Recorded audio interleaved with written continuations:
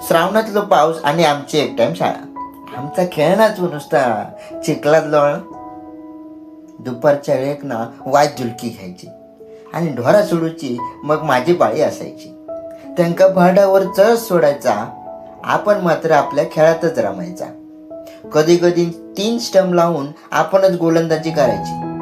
मेरेवर चेंडू मारून डाय मारत चिखलात आपणच उडी मारायची. पिढ्याच्या बॅटीत मग धोंडे लांब लांब मारायचे आणि उगाच शतक झळकावल्यासारखा त्या ढोरांकडे बघत रोहित शर्मा सारखं हात वर करायचं. ह्या मेरेवरून त्या मेरेवर उडी मारत जायचा. आर्मी सारख्या मग चिखलात कोपळ टेकून चालायचा. कांबळा बसाक आणि छत्र्याचा चप्पर करून घर बनवायचा. पाऊस लागलो काय सगळा खालसून नुसता वला वला व्हायचा. हो, ह्या सगळा हुसर ढोरा पहिलाडी जायची आणि त्यांका शोधेपर्यंत मग सांज व्हायची.